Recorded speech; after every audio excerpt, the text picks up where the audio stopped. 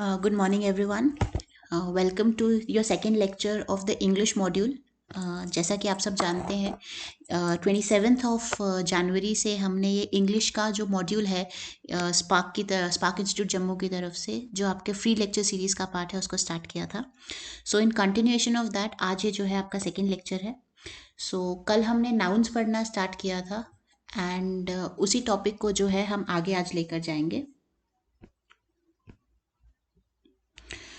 Syllabus discussion कल हो रखा था. अगर शेड्यूल देखा जाए तो पहला लेक्चर जो नाउन्स का है आपका हो गया है एंड आज जो है हम अपने सेकेंड लेक्चर ऑफ नाउन्स की तरफ बढ़ेंगे. राइट. तो रिकैप्चुलेटिंग हमने कल जो पढ़ा था, कल हमने पढ़ा था नाउन्स होते क्या हैं, टाइप्स ऑफ नाउन्स कौन कौन से हैं, जिसमें हमने सबसे पहले कॉमन एंड प्रॉपर नाउन्स पढ़े थे. 1 सेकेंड.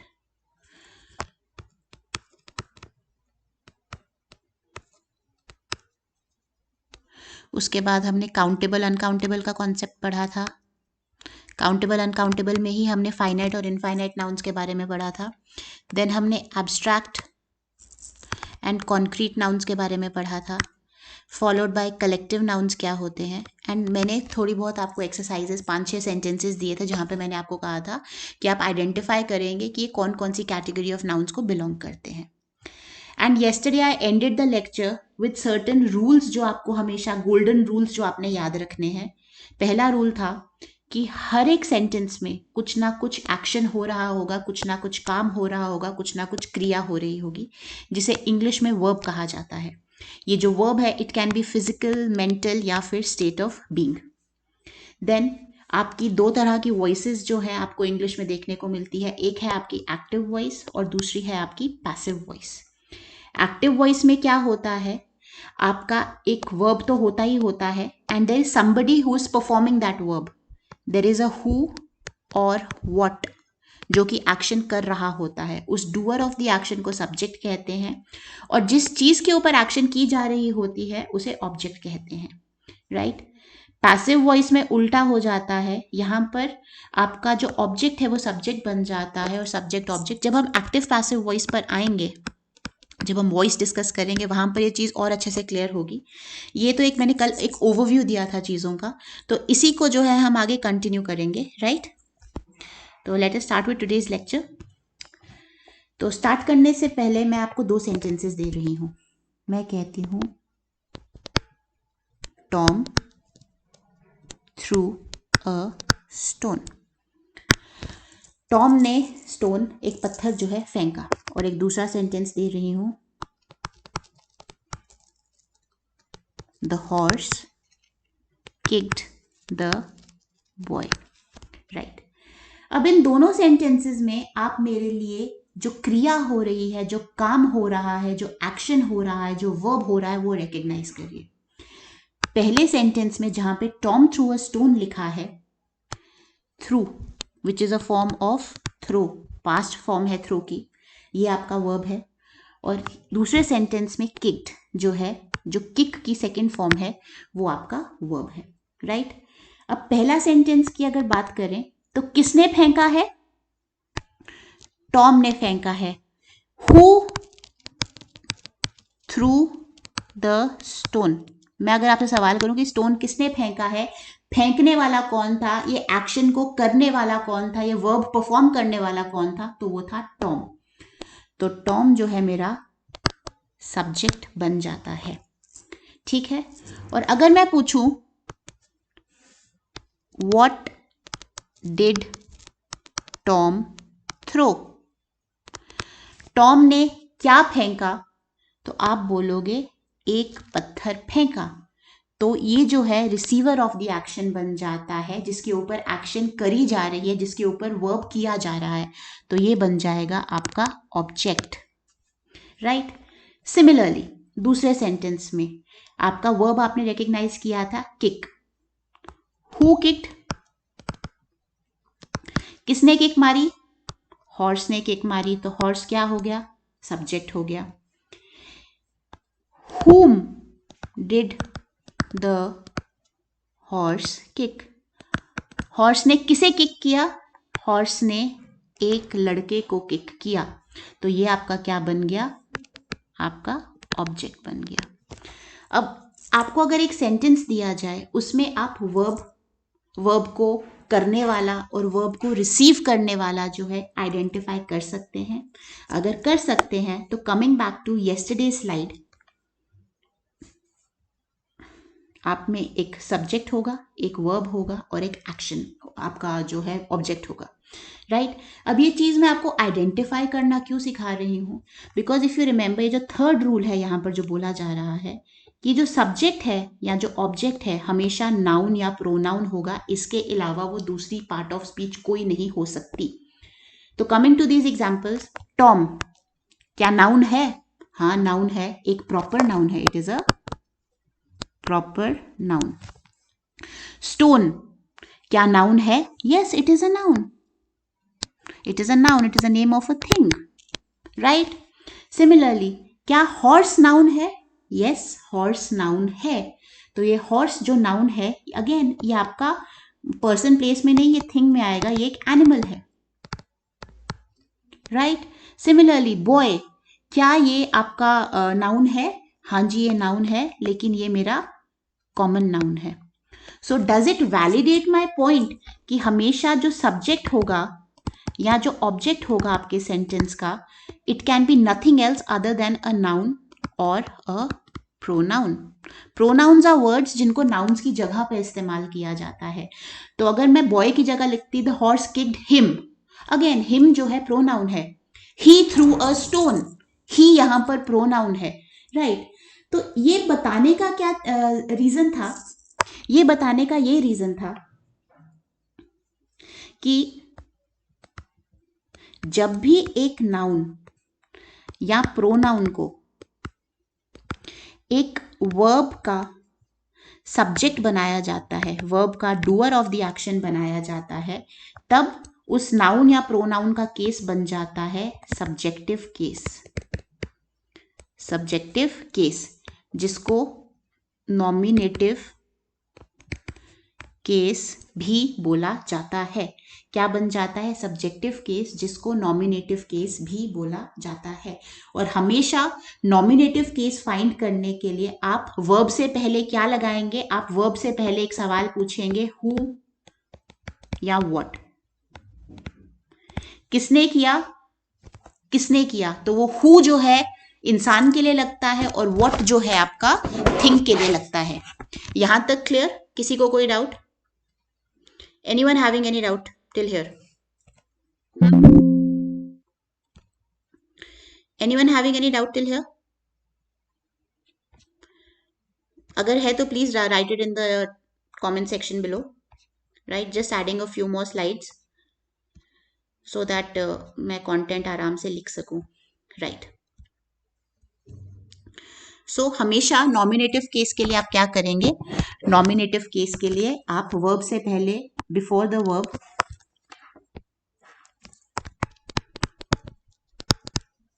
आप पूछेंगे हु या व्हाट, किसने वो एक्शन किया है, who perform that action, right. अब जब आप ऑब्जेक्ट की बात करते हैं, व्हेन अ नाउन या फिर pronoun is used as the object of a verb, तब इस केस को, उस नाउन या प्रोनाउन केस को बोला जाता है objective case. And another name for this objective case is accusative case. Accusative case भी बोला जाता है, राइट। और जब भी आपने एक्यूजेटिव पुट करना है तो आपने वर्ब से पहले और उसके सब्जेक्ट से पहले लगाना है whom या what। अगर टॉम ने फेंका तो what did टॉम थ्रो। आप पूछ रहे हो कि सब्जेक्ट ने जो एक्शन करी है वो किस चीज के ऊपर करी है, क्या एक्शन करी है, या फिर whom did the horse kick। अगर उस हॉर्स ने किक मारा है तो किसे मारा है? आपने सब्जेक्ट का भी इस्तेमाल किया, आपने वर्ब का भी इस्तेमाल किया, ये फाइंड करने के लिए कि भाई एक्यूजेटिव केस में आपका नाउन या प्रोनाउन कौन सा है, एक्यूजेटिव केस में आपका नाउन या प्रोनाउन कौन सा है। एक एग्जांपल देखिए, the book is on the desk. हाँ जी, अब इस सेंटेंस में आप मुझे बताइए कि आपका वर्ब क्या है। What is the verb in this sentence? What is the verb in this sentence? इस सेंटेंस में जो आपका वर्ब है वो इज है। आप में से जितनों को लगता था कि इज जो है आपका प्रेपोजिशन होता है, वो प्रेपोजिशन नहीं है। एक वर्ब होता है टू बी, तो उसका प्रेजेंट में होता है इज एम आर, पास्ट में होता है वॉज वर, एंड फ्यूचर में होता है विल या शैल बी। राइट, तो ये जो इज है ये आपका वर्ब है यहां पर। अब मैं सवाल पूछती हूं कि मुझे सब्जेक्ट निकालना है, देखना है नॉमिनेटिव केस में कौन सा नाउन है। तो मैं पूछूंगी what is on the desk. Desk के ऊपर क्या है? डेस्क के ऊपर बुक है। राइट, एंड मैं अगर पूछूंगी यहां पर कि what is the book on, मैंने अपना वर्ब भी लगा दिया और अपना सब्जेक्ट भी लगा दिया। किसके ऊपर है बुक? बुक जो है डेस्क के ऊपर है। ये जो डेस्क है यहाँ पर एक्यूजेटिव केस में जो है आपका इस्तेमाल हो रहा है। ठीक है, यहां तक क्लियर? नेक्स्ट, आपका ऑब्जेक्ट क्या है? डेस्क है। नेक्स्ट, दो सेंटेंसेस लिख रही हूं।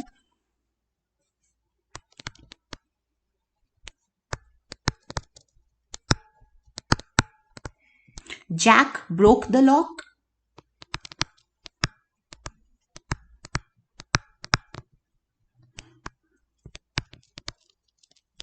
The lock was broken by Jack. अब ये जो दोनों सेंटेंसेस हैं, fourth and fifth sentence, in essence ये दोनों सेंटेंसेस सेम ही बात कर रहे हैं। अगर मैं आपको बोलूं कि इसमें वर्ब क्या है, तोड़ना दोनों में। अब फोर्थ सेंटेंस में अगर आप देखो, हु ब्रोक द लॉक, किसने तोड़ा है लॉक? जैक ने तोड़ा है। तो जैक क्या हो गया? सब्जेक्ट हो गया। And what did Jack break, Jack ने क्या तोड़ा? एक्शन किस चीज के ऊपर करी? लॉक के ऊपर करी, तो लॉक आपका ऑब्जेक्ट हो गया। राइट, दूसरा सेंटेंस देखिए, the lock was broken by Jack. अब यहां पर व्हाट वॉज ब्रोकन, सवाल हो जाता है क्या तोड़ा गया था? लॉक तोड़ा गया था। तो लॉक यहां पे सब्जेक्ट बन जाता है और जैक यहां पे सब्सिक्वेंटली ऑब्जेक्ट बन जाता है। तो यहां से देखा जा सकता है कि जो नाउन्स है इंग्लिश में, जो नाउन्स हैं उनकी फॉर्म जो है सेम रहती है। फॉर्म सेम रहती है, चाहे वो सब्जेक्टिव केस में इस्तेमाल हो, चाहे वो नॉमिनेटिव केस में इस्तेमाल हो, या फिर वो ऑब्जेक्टिव केस या एक्यूजेटिव केस में इस्तेमाल हो। लेकिन यहां पर ध्यान देने वाली जरूरत क्या है कि यहाँ पे वर्ड्स का ऑर्डर मैटर करता है।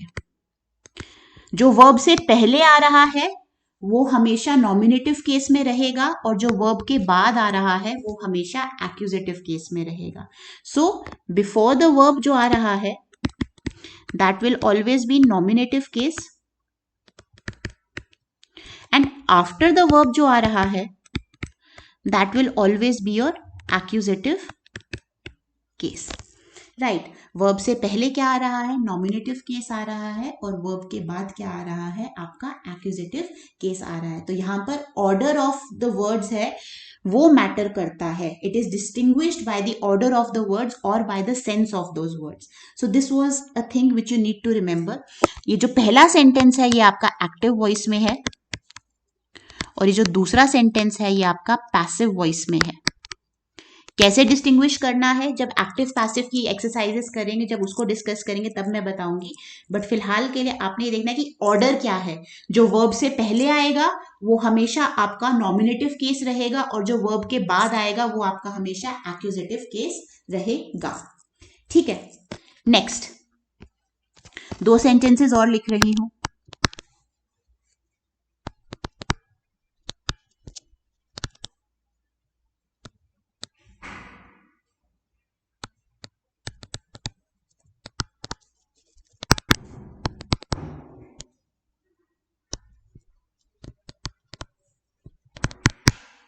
गेव की जगह बॉट कर लो, bought sounds better. Tom bought Jack a gift, Tom bought a gift. अब यहां पर अगर आप देखो मेरा एक्शन क्या हो रहा है, मेरा एक्शन हो रहा है बॉट। दोनों सेंटेंसेस में मेरा वर्ब क्या है, बॉट। कौन खरीद रहा है, who is buying, Tom is buying, तो टॉम मेरा क्या हो जाएगा, सब्जेक्ट हो जाएगा। अब टॉम क्या खरीद रहा है, टॉम एक गिफ्ट खरीद रहा है, टॉम एक गिफ्ट खरीद रहा है, तो व्हाट इज टॉम बाइंग या what did Tom buy, Tom is buying a gift या टॉम बॉट अ गिफ्ट। तो गिफ्ट क्या है, मेरा ऑब्जेक्ट है। गिफ्ट दोनों सेंटेंस, खरीद वो गिफ्ट को रहा है, जैक को खरीद नहीं रहा है। लेकिन अब किसके लिए गिफ्ट खरीद रहा है,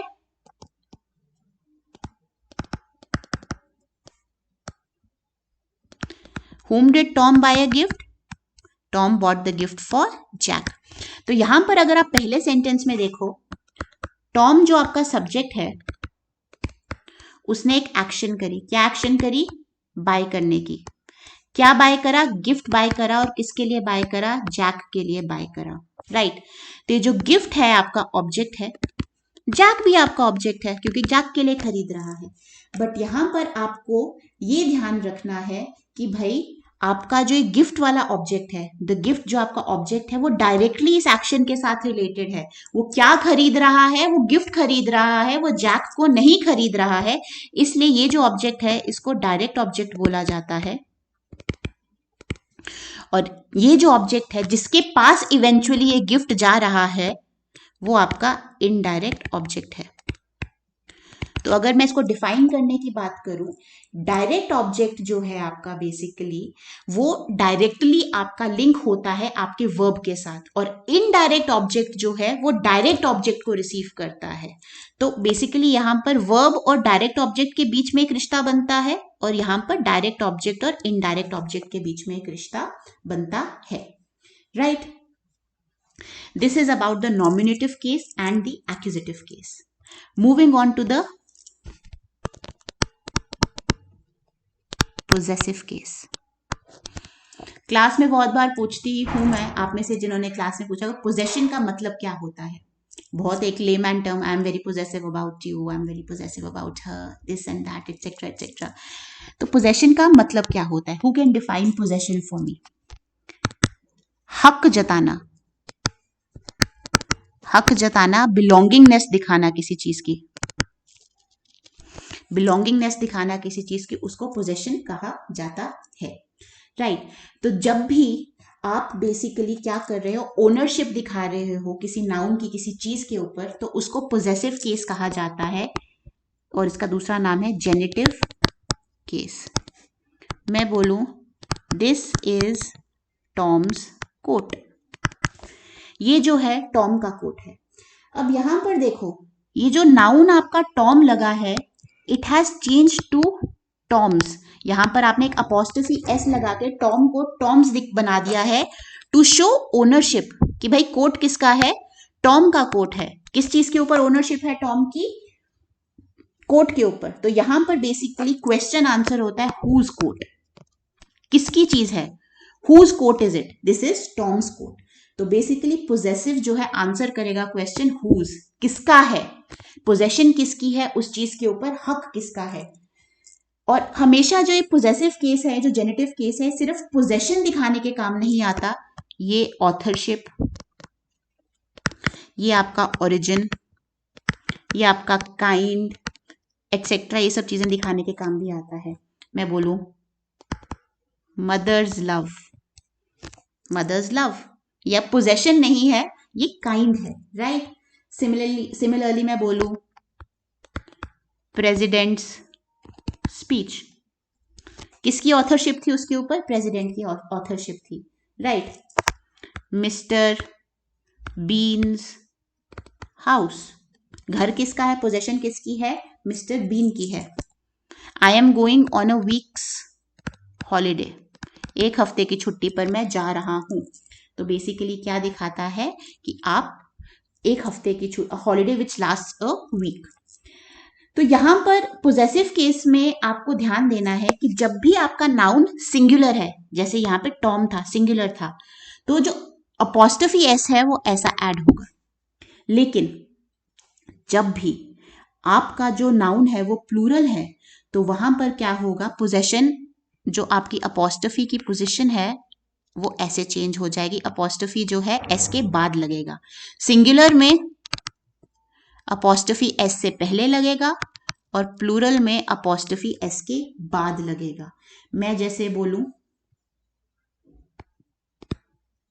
हॉर्सेस टेल्स, अब अगर मैं बोलती हॉर्सेस टेल, तो यहां पे पता लग रहा है कि एक ही दुम की बात कर रही हूं, एक ही टेल की बात कर रही हूं, तो ऑब्वियसली एक घोड़े की एक ही दुम होती है, तो ये एस यहां लगेगा।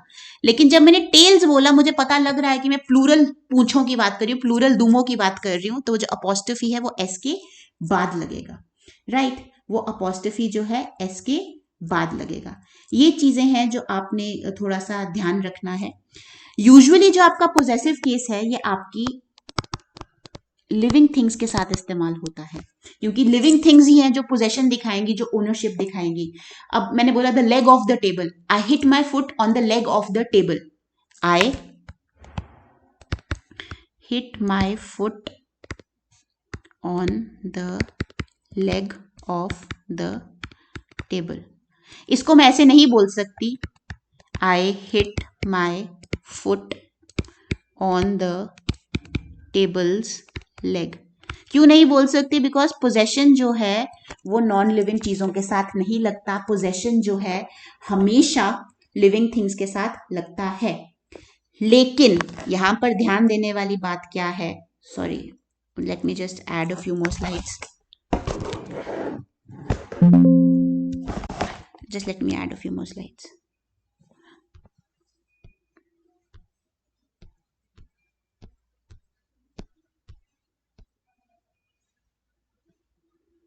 पोजेशन जो है हमेशा लिविंग चीजों के साथ लगता है, बट बहुत बार ऐसा होता है कि हम ऑब्जेक्ट्स को, बहुत बार ऐसा होता है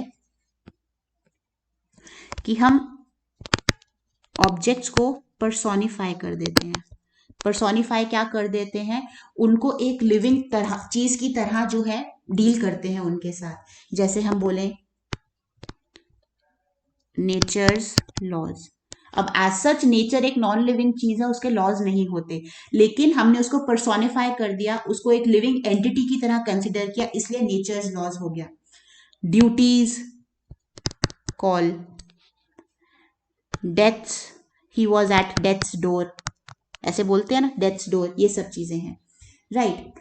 साथ ही साथ जब हम टाइम, स्पेस या फिर वेट को डेजिग्नेट करते हैं, उसके साथ यूज करते हैं, जब हम टाइम स्पेस या वेट को जो है डेजिग्नेट कर रहे हैं, डिनोट कर रहे हैं, वहां पर भी आपका पोजेसिव नाउन का इस्तेमाल होता है। मैं कहती हूँ इन अ ईयर्स टाइम, एक साल के टाइम के अंदर अंदर जो है मैं एक सरकारी नौकरी पा लूंगा या पा लूंगी। A foot's length, it measured a foot's length, 1 foot लंबा वो चीज था। राइट।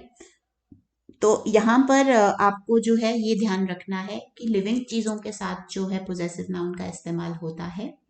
कभी कभार जो है आपकी ऑब्जेक्ट्स जो हैं, जो आपकी नॉन लिविंग चीजें, जब हम उनको पर्सोनिफाई करते हैं तो उनके साथ भी पोजेसिव नाउन का इस्तेमाल होता है। और जब भी हम टाइम, स्पेस या वेट को डिनोट करते हैं तो वहां पर भी पोजेसिव नाउन का इस्तेमाल होता है। राइट। एंड लास्ट केस जो हमारा है वो है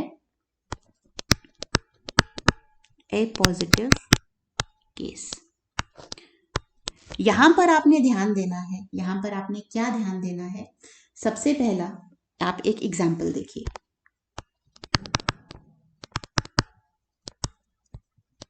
Virat our captain scored a century. Cricket देखते होंगे, विराट कोहली की बात कर रही हूं मैं यहां पर। राइट। तो यहां पर अगर आप देखो, विराट और कैप्टन ये दोनों नाउन्स हैं, और ये दोनों नाउन्स एक ही इंसान की बात कर रहे हैं। They are being used to refer to one person, to the same person. लेकिन ये जो कैप्टन है ये विराट के बाद लगा है, ये जो नाउन कैप्टन है ये विराट के बाद लगा है और ये बता रहा है कि किस विराट की मैं बात कर रही हूं, which Virat am I talking about, right. तो बेसिकली क्या हो गया, when one noun follows another, when one noun follows another to describe it, जब एक नाउन दूसरे नाउन को फॉलो कर रहा है उसकी डिस्क्रिप्शन के लिए, तब जो नाउन इस फॉलो कर रहा है उसको बोला जाता है it is in apposition, it is in apposition to the noun which comes before it. जो सेकेंड नाउन है is in apposition to the noun which comes before it। तो बेसिकली एपोजिशन का मतलब होता है प्लेसिंग नियर, एपोजिशन का मतलब होता है प्लेसिंग नियर। तो आपने एक नाउन की मदद से दूसरे नाउन को डिस्क्राइब किया है, आप बता रहे हो, क्लियरली डिफाइन करने की कोशिश कर रहे हो कि भाई मैं किस व्यक्ति की, किस इंसान की बात कर रही हूं। और ये जो दोनों नाउन्स एक ही इंसान या एक ही चीज को रेफर करने के काम आते हैं, उनका केस भी जो है सेम रहता है, केस भी जो है सेम रहता है। तो इस केस में विराट और कैप्टन जो है दोनों नॉमिनेटिव केस में है, दोनों जो है सब्जेक्टिव नाउन की तरह इस्तेमाल हो रही हैं। अगर मैं बोलूं Kabir the great poet was a weaver, अब यहां पर अगर आप देखो कबीर और पोएट एक ही इंसान को रेफर कर रहे हैं, वो क्या था, वो एक वीवर था, वो एक जुलाहा था। तो यहां पर कबीर और पोएट जो है सेम ही इंसान को रेफर करने की कोशिश कर रहे हैं, दोनों नॉमिनेटिव केस में है, they are in the nominative case. And ये जो पोएट है it is in apposition to the noun Kabir. So this is about appositive nouns, right? Basically यहां पर हमने 4 केसेस पढ़े हैं। नॉमिनेटिव केस जहां पे आपका नाउन सब्जेक्ट की तरह काम करता है, एक्यूजेटिव केस जहां पे आपका नाउन जो है ऑब्जेक्ट की तरह काम करता है, वो डायरेक्ट ऑब्जेक्ट भी हो सकता है, वो इनडायरेक्ट ऑब्जेक्ट भी हो सकता है। पोजेसिव केस जिसको जेनेटिव केस भी बोला जाता है, जहां पर वो ओनरशिप दिखाता है, पोजेशन दिखाता है, ऑथरशिप दिखाता है, राइट। और लास्ट में एपोजिटिव केस जहां पर एक नाउन की मदद से हम दूसरे नाउन का मीनिंग जो है क्लियरली जो है बताते हैं। यहां तक किसी को कोई doubt? Anyone having any doubt till here? अगर किसी को कोई डाउट है please mention it in the comment section below. Right, now we will move on to some previous year questions which were asked specifically in your nouns जो है आपका CGL में पूछा जाता है, जो आपका कॉमन ग्रेजुएट लेवल का एग्जाम होता है जो SSC कंडक्ट करवाता है, उसमें पूछा जाता है। तो पहला क्वेश्चन जो पूछा गया था वो था all the girl students of the college are advised to sit in the girls common room। इस सेंटेंस को 5 हिस्सों में बांटा गया है। पहला पार्ट है all the girls students, दूसरा पार्ट है of the college are advised, तीसरा पार्ट है टू सिट इन द, चौथा पार्ट है गर्ल्स कॉमन रूम और पांचवा पार्ट है नो एरर। आपने बताना है कि कौन से पार्ट में एरर है। चलो स्टार्ट। तो यहां पर अगर आप देखो ये जो ए पार्ट है उसमें एरर है। ए में क्या एरर है, आपने गर्ल्स भी प्लूरल लिखा है, स्टूडेंट्स भी प्लूरल लिखा है। यहाँ पर जो गर्ल्स है वो उसका बेसिकली जेंडर दिखा रहा है, तो इसको प्लूरल करने की जरूरत नहीं थी। सिंपली ये क्या है, ऑल द गर्ल स्टूडेंट्स होना चाहिए। यहाँ पर क्या होना चाहिए, all the girl students of the college are advised to sit in the girls common room. Okay, यहाँ पर अगर आप देखो एडवाइज्ड लिखा है। मेरा आपसे आज का क्वेश्चन है एडवाइज्ड एंड एडवाइज्ड में क्या फर्क है? ADVISED एंड ADVICED दोनों में क्या फर्क है? ADVISE और ADVICE में क्या फर्क है, ये आप देख कर आओगे, और जिसको पता है कमेंट सेक्शन में नीचे लिखे please. The next question is bachelor of arts is a 3 years degree course, is a 3 years degree course. Bachelor of arts जो है 3 साल का डिग्री कोर्स है। तो वो आपको पूछ रहा है कि इस 3 years डिग्री कोर्स की जगह क्या आ सकता है, क्या ये सेंटेंस इंप्रूव हो सकता है, क्या ये सेंटेंस सेम रहना चाहिए, इसको कोई इंप्रूवमेंट की जरूरत नहीं है। तो यहां पर जैसा कि आप देख सकते हैं अ लगाया गया है। अ का मतलब होता है एक, सिंगल। तो जब आपने सिंगल कोर्स है, ये जो अ है कोर्स एक ही है, चाहे उसकी ड्यूरेशन 3 साल की है, तो यहां पर आना चाहिए सी पार्ट, अ 3 ईयर डिग्री कोर्स। क्यों? क्योंकि कोर्स एक ही है, चाहे उसमें 3 साल लग रहे हैं। 3 साल जो है एक कोर्स के लिए लग रहे हैं। It took me 3 years to complete the task. 3 साल लग गए एक काम करने के लिए, लेकिन यहाँ पर जो कोर्स है वो सिंगल कोर्स ही है, तो सिंगुलर के साथ आपका जो ईयर है वो भी सिंगुलर में ही रहेगा, वो प्लूरल नहीं होगा। Okay, next. Somesh gifted his sister many furnitures. क्या इस सेंटेंस में जो मेनी फर्नीचर्स लगा है इसको इंप्रूव किया जा सकता है या नो इम्प्रूवमेंट है? ओके, यहां पर आपको ध्यान देने वाली बात है, फर्नीचर जो है अनकाउंटेबल होता है। It is an uncountable noun. आप फर्नीचर में टेबल्स गिन सकते हो, चेयर्स गिन सकते हो, बेड्स गिन सकते हो, कबर्ड्स गिन सकते हो, अलमीराज गिन सकते हो, स्टूल्स गिन सकते हो, बट आप फर्नीचर एज अ होल जो है नहीं गिन सकते। और अनकाउंटेबल नाउन की प्रॉपर्टी क्या होती है? उसका प्लूरल बनता ही नहीं है। तो उसका जब प्लूरल ही नहीं बनता तो आप पीसेज ऑफ फर्नीचर गिन सकते हो, एज अ होल आप फर्नीचर नहीं गिन सकते। तो यहां पर B option, many pieces of furniture. Many pieces of furniture, आप पीसेस गिन सकते हो। आप चाय में डाले जाने वाले चीनी के चम्मच गिन सकते हो, आप चीनी नहीं गिन सकते। वैसे ही आप फर्नीचर के पीसेस को गिन सकते हो, फर्नीचर नहीं गिन सकते। राइट। नेक्स्ट क्वेश्चन, अगेन आपके सेंटेंस को जो है 4 हिस्सों में बांट दिया गया है। उन 4 हिस्सों में से आपने बताना है कि कहां पे गलती है, और अगर आपको नो एरर लगता है तो आपने नो एरर बताना है।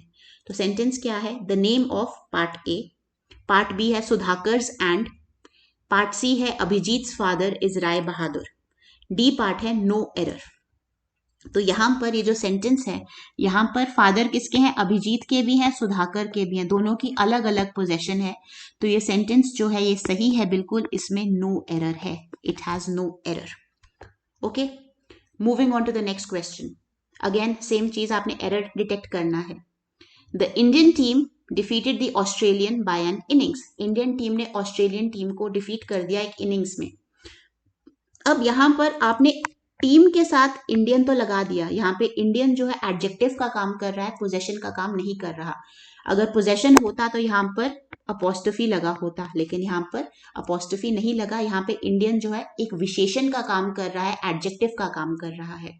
तो यहाँ पर गलती है आपके बी पार्ट में। आपका जो बी पार्ट है उसमें आपको गलती देखने को मिलेगी। आपने ऑस्ट्रेलियन तो लिख दिया, लेकिन यहाँ पे नाउन मिसिंग है टीम। या फिर आप लिखते the Indian team defeated the Australians by an innings, या फिर the Indian team defeated the Australian team by an innings. तो यहां पर टीम मिसिंग है, नाउन मिसिंग है। ऑस्ट्रेलियन एक एडजेक्टिव है, और एक एडजेक्टिव का जो वजूद है वो तब तक पूरा नहीं होता जब तक उसके साथ एक नाउन एसोसिएटेड ना हो, जब तक उसके साथ एक नाउन लगा ना हो। सो ये आपके 5 questions. Moving on to the next slide. Empire after empire was destroyed by Alexander. तो वो आपसे पूछ रहा है ये जो एम्पायर आफ्टर एम्पायर है, इसकी जगह कोई इंप्रूवमेंट आ सकती है? इसकी जगह कोई इंप्रूवमेंट आ सकती है? ओके, इस क्वेश्चन में जो है सेम ही रहेगा, नो इम्प्रूवमेंट वाला ऑप्शन जो है रहेगा। इसमें ये ऑप्शन नहीं होना चाहिए था, 4 ऑप्शन होने थे, ये सी ऑप्शन होना था और ये डी ऑप्शन होना था। तो इस क्वेश्चन का डी ऑप्शन सही है, no improvement. Empire after empire was destroyed by Alexander, Sikandar ने एम्पायर आफ्टर एम्पायर जो है डिस्ट्रॉय कर दिया। Right. Next sentence, 2/3 of the member of parliament agreed on this bill. 2/3 of the member of parliament agreed on this bill. तो अब आपसे पूछ रहा है जो 2/3 of the member of parliament है, यहाँ पे इंप्रूवमेंट आना चाहिए कि नहीं आना चाहिए? आना चाहिए, बिकॉज चारों ऑप्शन जो है इंप्रूवमेंट ही दिखा रहे हैं। आपके पास कोई ऑप्शन नहीं है नो इंप्रूवमेंट वाला। तो यहां पर आपको ध्यान रखना है 2/3 नहीं होता, हमेशा 2/3 होता है। जब भी आप फ्रैक्शन की बात करते हैं, जो न्यूमिनेटर है वो सिंगुलर रहेगा, जो डिनोमिनेटर है वो प्लूरल फॉर्म ले लेता है। एंड मेंबर ऑफ पार्लियामेंट नहीं है, सॉरी, मेंबर ऑफ पार्लियामेंट नहीं है, मेंबर्स ऑफ पार्लियामेंट है। जब आपने 2/3 बोल दिया तो ऑब्वियसली वो प्लूरल में चला गया, तो यहां पर मेंबर्स ऑफ पार्लियामेंट आना चाहिए। तो 2/3 of the members of parliament, option A जो है यहां पर आना चाहिए। ठीक है, next question, he gave his friend a 100 rupees note. He gave his friend a 100 rupees note, तो यहां पर वो पूछ रहा है इंप्रूवमेंट 100 रुपीज नोट में कोई आना चाहिए कि नहीं। अब यहां पर ध्यान देने वाली बात है, आपने अ लगाया है, एक नोट दिया ना, और वही नोट की वैल्यू 100 रुपए की थी, तो यहां पे जो एस लगा है नहीं आना चाहिए। हाँ, आप लिख सकते थे he gave his friend 100 rupees, तो ये रुपीज प्लूरल रहेगा, बिकॉज आपको नहीं पता कि एक नोट दिया, 20-20 के 5 नोट दिए, 10-10 के 10 नोट दिए, राइट। बट जब आप बोल रहे हो कि एक ही नोट दिया है, तो ऑब्वियसली वो 100 रुपी का एक ही नोट है, उसकी डिनोमिनेशन एक ही है, तो वो सिंगुलर रहेगा, वो प्लूरल में नहीं आ सकता। तो इसका ऑप्शन डी सही है। नोट एक ही था, 100 रुपए का नोट था, उसकी वैल्यू 100 रुपए की थी, लेकिन नोट तो एक ही था ना, 100 रुपए का। अगर वो कहता he gave his friend 100 rupees, तो वहां पर आपको नहीं पता कि एक नोट दिया है, 10 नोट दिए हैं, 5 नोट दिए हैं, क्या दिए, वहां पे आप 100 रुपीज लिख सकते थे, बट यहाँ पर 100 रुपी नोट ही रहेगा। सो ये कुछ 3 और सवाल थे जो आपके सीजीएल में पूछे गए हैं। Next, choose the correct sentence. The chair's leg is broken, the legs of chair is broken, the chair's legs are broken, the leg of chair is broken. पहला sentence, the chair's leg is broken, ये गलत क्यों है? अभी पढ़ा possessive case में कि non living चीजों के साथ पोजेशन नहीं लगाते। The legs of chair is broken, ये भी गलत है। क्यों? जब आप लेग्स ऑफ चेयर बोल रहे हो तो यहां पर इज क्यों लगाया है, यानी चेयर की चारों या 2 या 3 टांगे, एक से ज्यादा टांग टूटी हुई है, तो यहां पर आर आना चाहिए, बट आपने इज लगाया तो ये गलत हो जाता है। The chair's legs are broken, again आप पोजेशन दिखा रहे हो एक नॉन लिविंग चीज की, तो वो गलत हो जाता है, राइट। तो यहां पर आता है the leg of chair is broken, the leg of chair is broken. Okay, अगला सवाल है कलेक्टिव नाउन का। एसएससी जो है बहुत बार जो है कलेक्टिव नाउन्स पूछती है। मैं 2019 में अपेयर हुई थी, तो उन्होंने मुझे पूछा था अ या एन डैश ऑफ लायंस, तो यहां पर पैक ऑफ लायंस होता है, लायंस के ग्रुप को पैक बोला जाता है। सिमिलरली अ या and dash of ends, ends के कलेक्शन को, ग्रुप को क्या बोला जाता है? उसको बोला जाता है आर्मी। अ या and dash of sellers, sellers के ग्रुप को बोला जाता है क्रू, राइट। ये चीजें याद रखनी है, रटारट वाली चीजें हैं, गूगल करोगे तो आपको बहुत आसानी से मिल जाएंगी। और नाउन्स की एक्सरसाइज का लास्ट प्रीवियस ईयर क्वेश्चन है, आपने करेक्ट सेंटेंस बताना है। अब यहां पर वो बता रहा है कि शॉपकीपर ने 3 दर्जन अंडे बेचे, तो कौन सा करेक्ट है? The shopkeeper sold 3 dozen egg. बाबा 3 दर्जन अंडे थे, यानी ऑलमोस्ट उसने 12 इंटू 3 36 एग्स बेचे हैं, तो यहाँ पर एग क्यों लगा है, ये गलत हो जाएगा। The shopkeeper sold 3 dozen of eggs, dozen के साथ ऑफ नहीं लगता है, गलत हो गया, राइट। कभी भी जब आप क्वांटिटी मेजर कर रहे हो तो आप उसके साथ प्रेपोजिशन नहीं लगाते हो। The shopkeeper sold 3 dozen eggs, यहाँ पे आपने डजन के साथ भी प्लूरल लगा दिया, एग्स के साथ भी प्लूरल लगा दिया, गलत हो जाएगा। तो that leaves us with the last option, the shopkeeper sold 3 dozen eggs. दर्जन, 3 दर्जन अंडे बेचे हैं, अंडा नहीं बेचा है, अंडे बेचे हैं, तो ये जो डी ऑप्शन है ये करेक्ट हो जाता है। So that is all for nouns. अगर आपको कोई भी डाउट है, कुछ भी है, please leave it in the comment section below. कल के लेक्चर्स के मैं कमेंट्स पढ़ रही थी, उसमें किसी ने लिखा है कि मैम उर्दू, हिंदी कम यूज करिए, उर्दू में ज्यादा पढ़ाइए। बेटा इंग्लिश पढ़ लो, फिलहाल इंग्लिश पढ़ाने की कोशिश कर रही हूँ, राइट। उर्दू मुझे इतनी नहीं आती है, हिंदी और इंग्लिश ही मैंने पढ़ी हुई है, तो जहाँ पे हिंदी में दिक्कत आ रही है, तो जो इंग्लिश काउंटर पार्ट उस चीज का बता रही हूँ, तो उसी के साथ थोड़ा सा आपको एडजस्ट करना पड़ेगा। दूसरा, किसी ने पूछा था कि बुक कौन सी लेनी है प्रैक्टिस के लिए। वेल, मार्केट में बहुत सारी बुक्स हैं, आप किसी भी बुक को रेफर करिए, बट प्रॉब्लम कहाँ आती है, उन सारी बुक्स में उन सारी बुक्स में जो सोल्यूशंस दिए होते हैं वहां पे कुछ ना कुछ एरर रहता है। तो बच्चे बहुत बार कंफ्यूज हो जाते हैं कि मैम क्लास में तो आपने ये पढ़ाया था लेकिन बुक में आंसर ये दिया हुआ है। तो 100% उसके आंसर्स जो है वो करेक्ट नहीं होते हैं। वाई? बिकॉज इंग्लिश एक लैंग्वेज है और लैंग्वेज को अप्रोच करने का हर किसी का अपना एक तरीका होता है। तो वो जो मोस्टली जो आंसर्स वहां पे दिए जाते हैं वो आपके इनफॉर्मल तरीके से, इनफॉर्मल सेंस में दिए जाते हैं और वो आंसर्स पेपर में गलत हो जाते हैं। तो don't rely on those answers, right. But अगर प्रैक्टिस करनी है तो हमारा जो स्टडी मटेरियल है जो आपके रेगुलर स्टूडेंट्स को दिया जाता है वो बहुत अच्छा है। बुक्स प्रोवाइड की जाती हैं, प्रैक्टिस शीट्स प्रोवाइड की जाती हैं। तो आप हमारी ऐप डाउनलोड कर सकते हैं जहाँ पे आपके मॉक्स वगैरह, डेली करंट अफेयर्स और ये सब चीज़ें जो है अपडेट की जाती हैं। नहीं तो आप एक वॉक इन इंक्वायरी ले सकते हैं। बाकी फ्री लेक्चर सीरीज तो चल ही रहा है, तो make the most out of it.